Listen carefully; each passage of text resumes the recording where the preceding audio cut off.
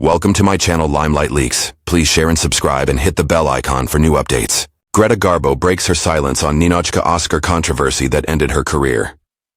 Greta Garbo was born Greta Lovisa Gustafsson on September 18, 1905 in Stockholm, Sweden. She came from a poor family, but became one of the most mysterious and important people in movie history. She grew up in a working-class part of Stockholm during hard times when money was tight. Her father worked with his hands and died when she was just a teenager. This made her family even poorer than before. As a young girl, she was quiet and thoughtful, and very sensitive. These traits would later make her famous on movie screens. She worked putting soap foam on people's faces in a barber shop. Later she worked as a store clerk. Her amazing looks and special presence caught the attention of local movie makers. Her first chance at acting came when she got into the Royal Dramatic Theatre's acting school in Stockholm in 1922. There she learned how to act better. At school she met director Marit Stiller, who became very important in her life and career. Stiller saw her special magic and put her in his movie, The Story of Gösta Berling in 1924. This was her big break that made Swedish and German audiences notice her. Stiller became like a teacher and helper to her. He shaped her early career and helped arrange her move to Hollywood, where she would become a legend. Garbo arrived in Hollywood in the mid-1920s and quickly became world famous. MGM Movie Studio signed her up. She appeared in her first American movie, Torrent, in 1926. This silent film right away showed off her haunting beauty, sad eyes, and subtle way of acting. Unlike many actresses in silent movies who used big gestures, Garbo could show deep feelings with just a tiny movement or look. Her acting amazed audiences and critics. She quickly became one of MGM's biggest stars. Movies like Flesh and the Devil, 1926, The Temptress, 1926, and Love, 1927, made her a magnetic screen presence. She was often paired with fellow Scandinavian star John Gilbert. She had a real-life romance with him that made their on-screen chemistry even better. When movies started having sound, many silent film stars had trouble adapting, but not Garbo. Her voice was low and musical with a trace of a European accent that charmed audiences. Her first talking movie, Anna Christie, 1930, was famously advertised with the slogan Garbo Talks. The film was loved by critics and made lots of money. Garbo got her first Academy Award nomination for Best Actress.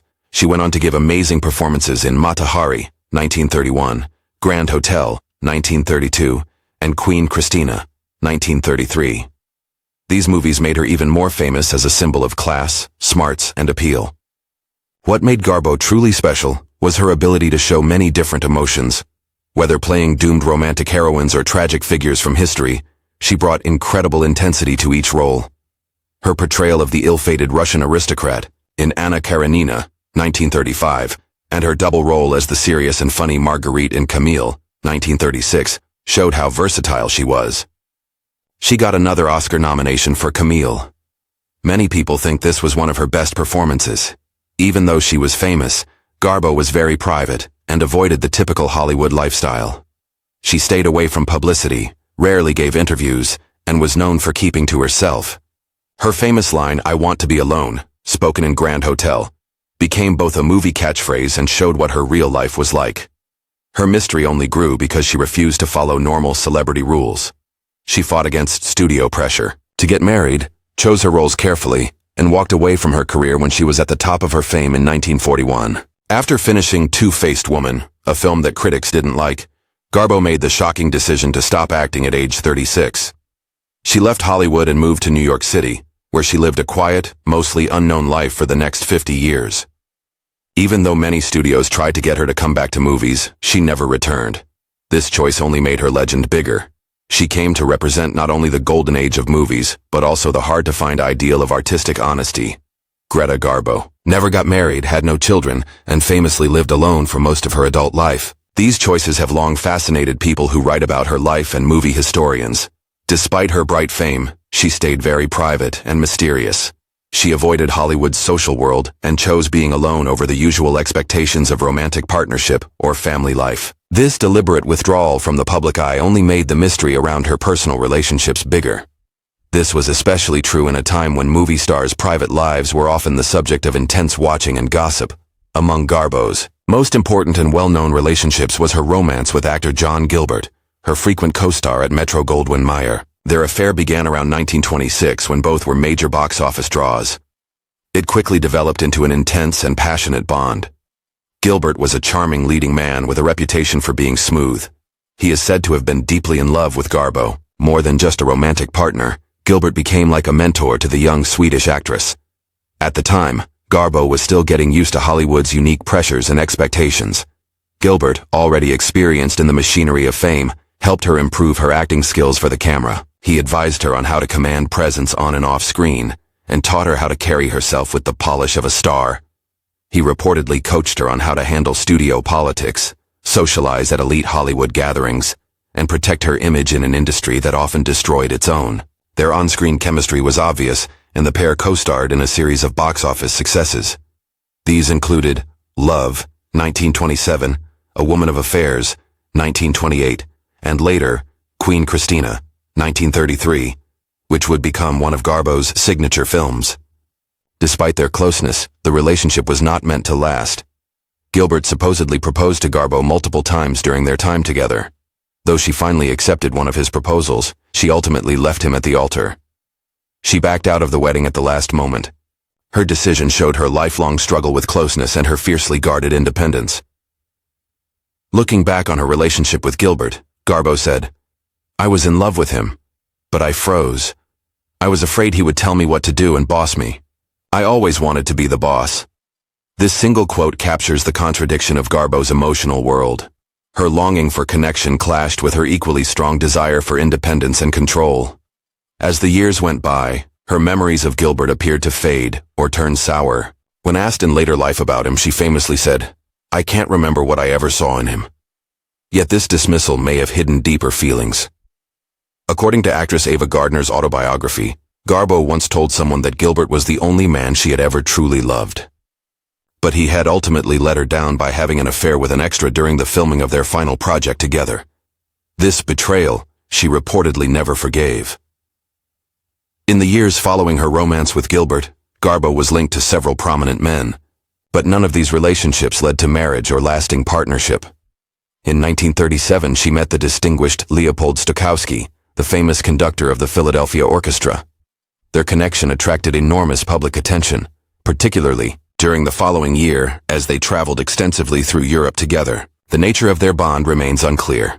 Some suggest it was romantic while others believe it was platonic, or perhaps a mixture of both. Stokowski himself was known for his magnetic personality and dramatic flair. For a time, he and Garbo made headlines as one of the most intriguing duos in the international celebrity circuit. Later in 1941, Garbo was briefly linked to the Russian-born millionaire George Schley. He was initially introduced to her by his wife, the noted fashion designer Valentina. This situation evolved into one of the most unusual and long-lasting relationships of Garbo's life. According to Nicholas Turner, a close friend of Garbo's for over 3 decades, Garbo moved into the same building as Schley and Valentina. She quickly became a central figure in Schley's life. Turner stated frankly, Garbo moved in and took Schley from Valentina right away. Despite the unusual nature of the arrangement, Schley maintained connections to both women and split his time between them. He would become Garbo's most trusted companion and advisor. He accompanied her on travels, helped manage her personal affairs, and served as a source of stability and emotional support until his death in 1964. The nature of their relationship, whether romantic, platonic, or something more unclear, remains uncertain. But Schley's presence in Garbo's life was deeply influential. In more recent decades, scholars and people who write biographies have increasingly explored the possibility that Garbo may have been bisexual, or perhaps even mainly lesbian, as some sources suggest. While Garbo herself never publicly talked about her sexuality, her close and sometimes emotionally intense relationships with several women have sparked speculation. In 1927, she was introduced to the glamorous stage and screen actress Lillian Tashman. Several writers have proposed that they may have had an affair, although definite proof remains hard to find. Similarly, in 1928, silent film star Louise Brooks claimed to have had a brief romantic relationship with Garbo. This added to the stories surrounding Garbo's complex private life. Perhaps the most significant and lasting of Garbo's relationships with women was her connection with writer Mercedes de Acosta. She was an openly lesbian playwright, poet, and socialite. The two met in 1931 through their mutual friend, the actress and screenwriter Salka Viertel. They soon began what many believe to have been a stormy and emotionally charged romantic relationship. Though the romance was on and off and marked by long periods of being apart, Their bond lasted over the course of nearly 3 decades. Throughout this time, Garbo wrote de Acosta no fewer than 181 letters, postcards, and telegrams. This was a significant and intimate collection of correspondence that has since become a major source of insight into Garbo's emotional world. These letters are kept at the Rosenbach Museum and Library in Philadelphia, though only 87 have been made available to the public, as her estate has continued to guard her privacy, even after death. The content of the letters that have been released includes moments of deep affection, jealousy, and longing. This suggests a relationship that, while often troubled, was deeply meaningful to both women. Another touching relationship in Garbo's life was with her childhood friend Mimi Pollock, a Swedish actress. Garbo had a lifelong correspondence with her. In 2005, Pollock's estate released 60 of Garbo's letters. These revealed an emotionally intimate and possibly romantic undercurrent in their bond. One particularly striking letter came after Pollock told Garbo that she was pregnant in 1930. Garbo wrote in response, "We cannot help our nature as God has created it, but I have always thought you and I belonged together." This line, among others, has led many to believe that Garbo harbored deep romantic feelings for Pollock over many years. Even in her later life, Garbo continued to express these feelings. In 1975, she wrote a poem that spoke of the sorrow of not being able to touch the hand of her friend. This was a haunting expression of longing that many believe was directed at Pollock. For decades, the name Greta Garbo has brought to mind mystery, elegance, and unmatched movie legacy. Known for her mysterious personality and famously reclusive nature, Garbo stayed largely silent following her sudden and permanent withdrawal from Hollywood in the early 1940s. However, in a recently discovered and long-forgotten interview believed to have been conducted in the late 1960s and kept in the archives of a European film historian, Garbo offers a rare glimpse into her inner world. She addresses for the first time the emotional fallout from one of the most significant events of her career, the Academy Award controversy surrounding her 1939 film, Ninotchka. Ninotchka, a sophisticated romantic comedy directed by Ernst Lubitsch and distributed by MGM, represented a dramatic change in tone for Garbo. She was widely known for playing tragic heroines in films such as Camille and Anna Karenina. The film was a critical success, earning multiple Academy Award nominations and delighting audiences with the tagline, "Garbo laughs." This was a nod to her typically serious roles.